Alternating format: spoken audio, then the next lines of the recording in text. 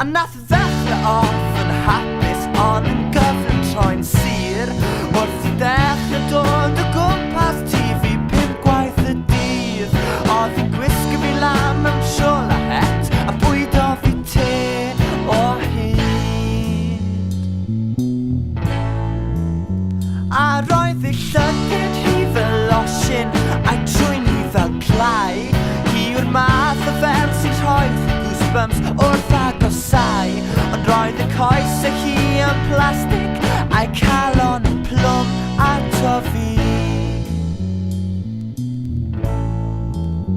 So es